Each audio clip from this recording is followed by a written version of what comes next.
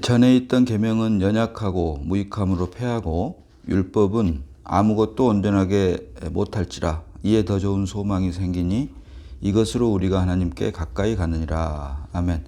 자, 오늘은 히브리서 7장 18절로 25절까지 보도록 합니다.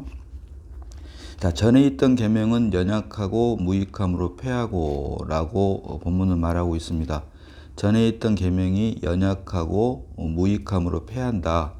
여기서 말하는 이 계명은 지난 시간에 이미 말씀드린 대로 613가지의 율법 중에서 이것을 압축한 것이 10계명으로 대표가 된다고 했는데, 이 중에서도 특별히 하나님과 사람에 대한 부분을 제외한 제사 직분, 제사 제도와 관계된 계명이다라고 말씀을 드렸습니다.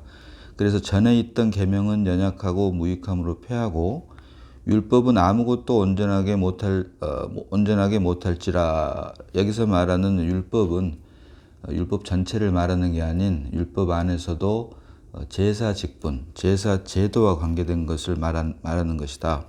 그래서 마태복음 다시 한번 살펴보면 마태복음 5장 17절 봅니다.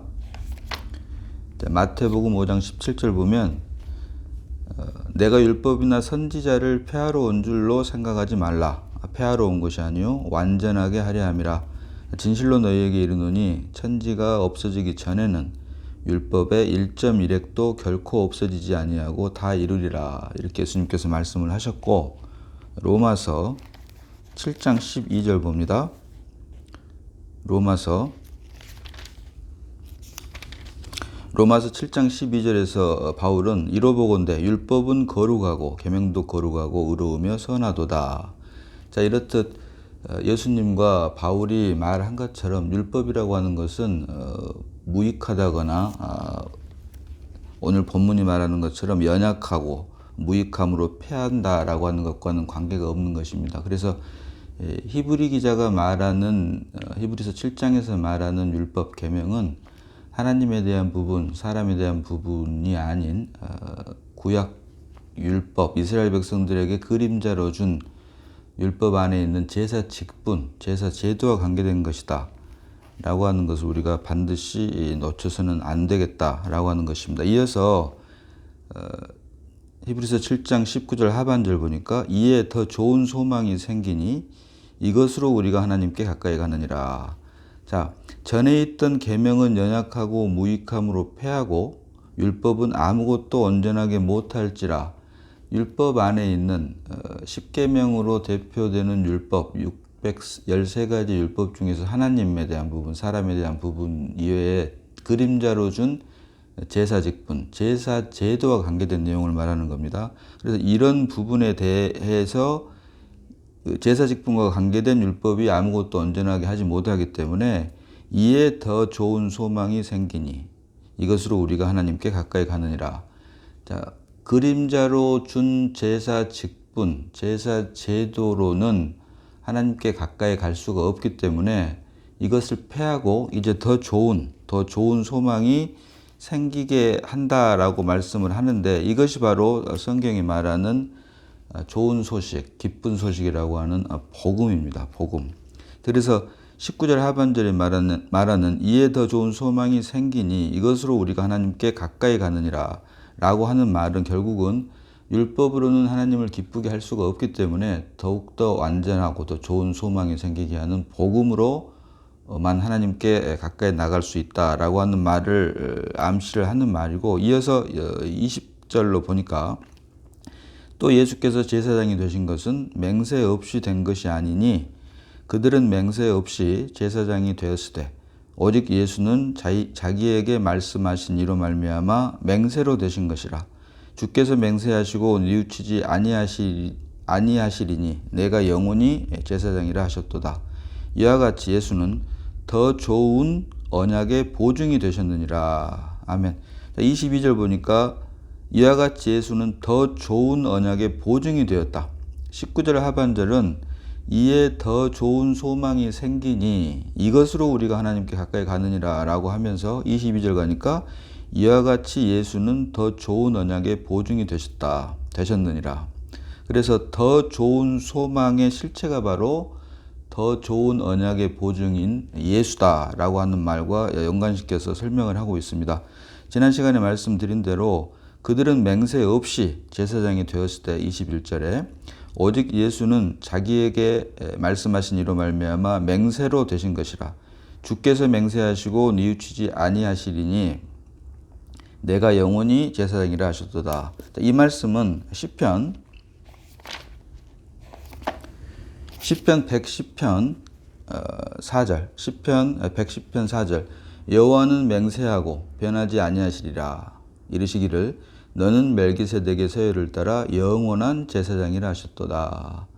시편 110편 4절의 이 말씀을 인용한 말씀이고 이 말씀이 응한 말씀이다 라는 것을 말씀을 드렸습니다.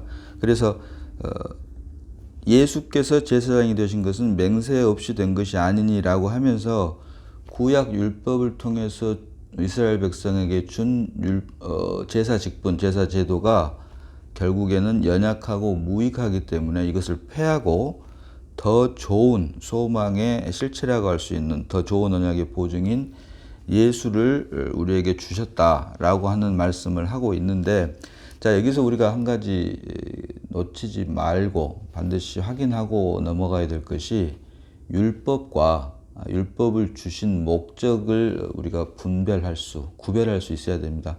율법 자체는, 자, 이미 살펴보았지만 로마서 7장 12절 다시 한번 봅니다.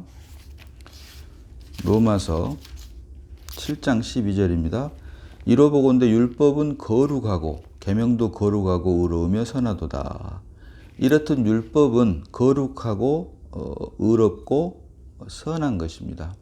오늘 히브리 기자가 말하는 전에 있던 계명은 연약하고 무익함으로 폐하고 율법은 아무것도 온전하게 못할지니라와는 완전히 반대되는 말입니다. 여기 히브리 기자가 말하는 율법은 계명 중에서도 제사 직분과 관계된 것을 꼬집어서 말한 것이고, 이것을 제외한 모든 율법은 예수님께서도 말씀하셨고 사도 바울이 로마서 7장 12절에서도 말하는 것처럼 거룩하고 의롭고 선한 것이 바로 율법이다. 그리고 예수님께서 말씀하신 것처럼 천지가 없어질지언정 율법의 1.1획도 없어지지 아니한다라고 하는 것이 바로 율법의 실체입니다. 그래서 율법이라고 하는 것은 하나님의 자기 계시입니다. 하나님 자신이 거룩하고 의롭고 선하신 하나님 자기 자신을 율법을 통해서 드러낸 것이 바로 율법인데, 그래서 율법이 거룩하고 의롭고 선한 건데, 이런 율법 자체와 율법을 이스라엘 백성에게 주신 목적을 우리는 반드시 분별할 수 있어야 됩니다. 그런데 로마서 3장 로마서 3장 21절로 22절 봅니다. 로마서 3장 21절로 22절. 이제는 율법 외에 하나님의 한 의가 나타났으니 율법과 선지자들에게 증거를 받은 것이라. 곧 예수 그리스도를 믿음으로 말미암아 모든 믿는 자에게 미치는 하나님의 의니 차별이 없느니라. 아멘. 율법이라고 하는 것이 말씀드린 대로 하나님의 자기 계시라고 말씀드렸습니다. 그런데 율법 자체는 하나님 자신을 드러내는 것인데, 율법을 주신 목적은 로마서 3장 21절로 22절 보니까 율법을 주신 목적은 하나님의 의에 이르게 하기 위해서, 사람으로 하여금 아담의 불순종으로 말미암아 하나님을 떠나서 하나님의 형상과 모양이 깨져버린 사람들에게 하나님의 의에 이르게 하기 위한 수단으로, 방법으로 율법을 하나님께서 이스라엘 백성들에게 주셨다. 율법 자체는 하나님의 자기 계시인데, 사실은 율법을 주신 목적은 타락한 사람으로 하여금 하나님의 의에 이르게 하는 수단으로, 방법으로 율법을 주셨다라고 사도 바울은 로마서 3장 21절과 22절에서 말을 합니다. 이것이 바로 이제는 율법 외에 하나님의 한 의가 나타났으니 율법과 선지자들에게 증거를 받은 것이라. 그러면서 율법 외에 하나님의 한 의를 나타내게 한 것이 바로 예수 그리스도를 믿는 믿음으로 말미암은 것인데 여기에는 차별이 없다. 그래서 하나님의 의에 이르는 두 가지 방법이 있는데 그것이 하나가 첫째는 율법이고 또 다른 하나는 믿음으로 말미암은 복음이다. 그래서 율법과 복음. 그래서 율법 자체는 하나님의 자기 계시이지만 율법을 주신 목적은 타락한 사람들로 하여금 하나님의 의에 이르게 하는 수단으로 율법을 주신 목적인데 이것이 바로 그림자로 주신 것이고 실상으로 주신 것, 약속으로 주신 것이 바로 복음, 곧 믿음으로 말미암아 예수 그리스도가 우리 안에 출생하게 하는 은혜로 말미암은 것이다 라고 하는 것을 로마서 3장 21절과 22절에서 사도 바울은 말을 하고 있는 것입니다. 그래서 여기서 그런데 한 가지 더 나아가서 살펴봐야 될 부분은 이렇듯 율법을 주신 목적은 하나님의 의에 이르게 한 것인데 이 율법이 결국은 오늘 히브리 기자가 말한 대로 연약하고 무익함으로 패한다. 그래서 여러 번 말씀드렸다시피 율법은 실상에 대한 그림자다. 앞으로 히브리서 11장에 가면은 믿음장, 히브리서 11장 믿음장에서 다시 한번 살펴보겠습니다만은 율법이라고 하는 것은 그림자이고 실체는 약속으로 말미암은 믿음이다라고 말을 하고 있습니다. 그리고 히브리서 10장에서도 10장 1절에 율법은 장차 올 좋은 일의 그림자다라고 분명히 말을 하고 있습니다. 그래서 율법과 믿음에 대한 부분은 또 앞으로 기회가 되는 대로 살펴보겠습니다만 오늘 이 시간에 반드시 우리가 기억해야 될 부분은 율법은 하나님의 의에 이르게 하기 위한 그림자로 예표로 주신 것이다 라고 하는 것을 반드시 기억을 하고 있어야 되고 중요한 것은 율법과 복음, 다시 말하면 율법과 은혜에 대한 분별, 말씀을 통한 분별을 우리가 반드시 해야 되는데 이렇듯 율법은 하나님의 의에 이르게 하기 위한 그림자로 주신 것이 율법을 주신 목적인데 그 실상이 바로 복음이 된다. 그래서 성경이 말하는 율법을 주신 목적은 하나님의 요구는 똑같은 하나님의 의에 이르게 하는 요구는 똑같은 요구인데 우리 육신에 대한 하나님의 요구가 바로 율법으로 나타나는 것이고 다시 한번 말씀드립니다. 율법이라고 하는 것은 우리의 육신에 대한 하나님의 요구입니다. 우리 육신에 대한 하나님의 요구. 그리고 은혜라고 하는 것은 복음이라고 하는 것은 그리스도에 대한 하나님의 요구다. 이 두 가지를 우리가 반드시 확실하게 구분을 하고 구분을 짓고 성경을 볼 수 있어야 됩니다. 다시 말씀드리지만 율법은 우리 육신에 대한 하나님의 요구이고 복음, 곧 은혜는 그리스도에 대한 하나님의 요구다. 그래서 같은 율법이지만 같은 하나님의 말씀이지만 우리 육신, 내가 하나님의 말씀을 지키려고 하는 것이 바로 율법이 되는 것이고 내가 아닌 내 안에 새롭게 출생한 그리스도로 말미암아 율법을 지키게 한다고 하면 그것이 바로 복음이 되는데 이와 같은 말을 로마서 7장 봅니다. 다시 한번 로마서 7장 14절을 봅니다. 로마서 7장 14절에 우리가 율법은 신령한 줄 알거니와 나는 육신에 속하여 죄 아래에 팔렸도다. 아멘. 자, 우리가 율법은 신령한 줄 알거니와 나는 육신에 속하여 죄 아래에 팔렸도다. 여기서 사도 바울은 심지어 율법을 신령하다라고까지 말을 하고 있습니다.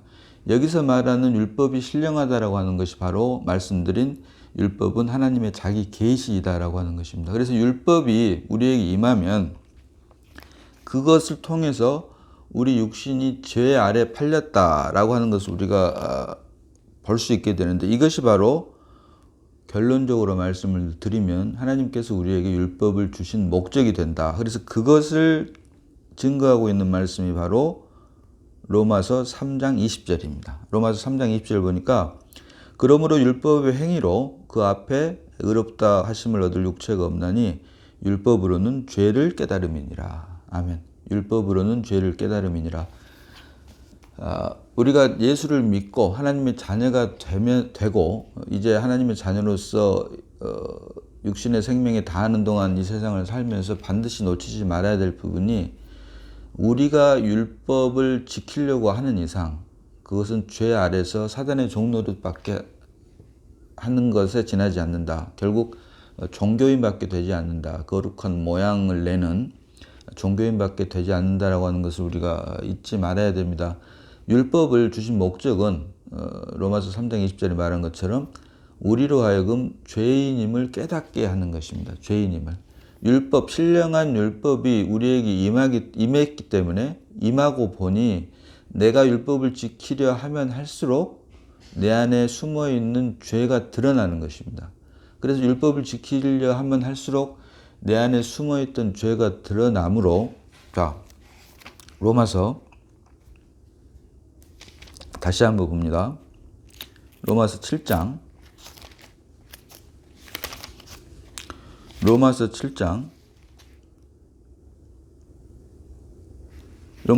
14절 보겠습니다. 로마서 7장 14절 우리가 율법은 신령한 줄 알거니와 나는 육신에 속하여 죄 아래 팔렸도다. 율법이 신령하기 때문에 이 신령한 율법이 내 안에 들어오니 내 안에 있는 죄, 육신에 속하여 내가 죄 아래 팔린 것을 알게 되는데 여기에 대한 설명이 바로 15절로 이어집니다. 내가 행하는 것은 내가 알지 못하노니 곧 내가 원하는 것은 행하지 아니하고 도리어 미워하는 것을 행함이라. 자, 16절로 만일 내가 원하지 아니하는 그것을 행하면 내가 이로써 율법이 선한 것을 시인하노니 이제는 그것을 행하는 자가 내가 아니요 내 속에 거하는 죄니라. 아멘. 자, 이 고백 내가 아니요 내 속에 거하는 죄단 말은 로마서 7장은 사도 바울이 예수를 영접함으로 하나님의 자녀로 거듭난 이후에 다시 말하면 사울 안에 예수 그리스도가 출생함으로 사울이 바울이 된 후에 쓴 기록입니다. 바울 안에 예수 그리스도가 출생하고 나니 더 정확히 말하면 사울 안에 예수 그리스도가 출생해서 거듭나고 나니 바울이 됐고 바울이 된 사울이 이와 같은 로마서 7장을 기록을 하고 있는데 바울 안에 있는 그리스도가 거듭난 나고 그 거듭난 내가 원하는 것은 하지 않고 내 육신에 속한 내가 한다. 그래서 내 안에 거듭난 그리스도를 통해서 나를 보니 내 안에 거하는 죄가 그때 비로소 보이게 된다라고 하는 것입니다. 이것이 바로 율법의 기능이다. 율법을 주신 목적, 율법의 기능이다라고 하는 것입니다. 그래서 이어서 내 속, 곧 내 육신에 선한 것이 거하지 않은 줄 아노니 원함은 내게 있으나 선을 행하는 것은 없노라. 그러면서 이어서 20절로 만일 내가 원하지 아니하는 그것을 하면 이를 행하는 자는 내가 아니요 내 속에 거하는 죄니라. 내 안에 그리스도가 출생을 하고 보니 내 안에 숨어있던 죄가 생명으로 내 안에 거하는 죄니라 할 때 여기서 죄는 sin스가 아닌 sin, 죄된 생명이다라고 말씀을 드렸습니다. 그래서 내 안에 예수 그리스도가 출생을 하고 보니 내 속에 숨어있는 죄, 거하는 죄가 보인다라고 하는 것을 고백을 하고 있고 그래서 마침내 결론적으로 로마서 7장 21절에 그러므로 내가 한 법을 깨달았노니 곧 선을 행하기 원하는 나에게 악이 함께 있는 것이로다. 아멘. 선을 행하기 원하는 나에게 이것은 내 안에 거듭난 나를 말을 합니다. 그리스도를 말미암아 거듭난 나. 이것이 바로 선을 행하기 원하는 나인데 악이 함께 있는 것이다. 악이 함께 있는 것이다 라고 하는 것을 깨달았다. 그래서 하나님의 생명 곧 그리스도로 거듭난 사람 안에는 두 나가 사는데 그리스도가 살고 있고 육신의 부모로부터 물려받은 육신의 생명 안에 있는 나, 자아가 두 나가 있는데 부모로부터 물려받은 육신의 생명 곧 자아로는 선한 것을 할 수 없다라고 하는 것을 깨달을 수 있는 것. 선은 오직 내 안에 출생한 그리스도만이 행할 수 있다라고 하는 것을 깨닫는 것이 바로 은혜 중에서도 은혜다. 여기에 대한 확실한 분별이 있지 아니하면 내가 악은 말할 것도 없고 내가 선도 행하고 내가 악도 행한다. 그래서 내가 악을 행하면 하나님 앞에 나아가서 참회하고 고백하고 용서도 구하고 그러지만 내가 선을 행하면 겉으로는 말을 하지 않는다고 할지라도 속으로는 나름 뿌듯해하고 하는 것을 우리가 스스로 볼 수 있습니다. 그래서 내가 선도 행하고 내가 악도 행하고 이것이 바로 종교인들이 하는 행태입니다. 그리고 내가 악은 말할 것도 없고 내가 비록 선을 행했다 할지라도 그 행함이 나로 말미암은 것이라면 이것은 하나님 앞에서는 아무런 분깃도 없다, 상급도 없다라고 하는 것을 우리가 말씀을 통해서 반드시 깨달을 수 있어야 되고, 그래서 결론적으로 율법 자체는 하나님의 자기 계시인데 그래서 그 율법과 율법을 주신 목적, 율법의 용도라고 할까요? 아까 말씀드린 대로 율법을 하나님께 주신 율법의 기능은, 우리에게 주신 율법의 기능은 하나님의 의에 이르게 하기 위한 방법으로 주셨는데, 이것이 바로 복음, 실제라고 할 수 있는 복음에 대한, 그리스도가 율법을 지킴으로 우리 대신 그리스도가 지킨 것에 대한 그림자로 율법을 주셨다. 그래서 율법은 타락한 육신에 대한 하나님의 요구가 율법이고, 그리스도에 대한 하나님의 요구가 복음이다. 그래서 내가 하는 모든 것은 악은 말할 것도 없이 선도 율법에 속하는 것이 되는 것이고, 오직 그리스도로 말미암은 것만이 은혜이다, 복음이다 라고 하는 사실을 우리가 말씀을 통해서 확실하게 분별할 수 있어야 될 것입니다. 자, 이어서 보겠습니다.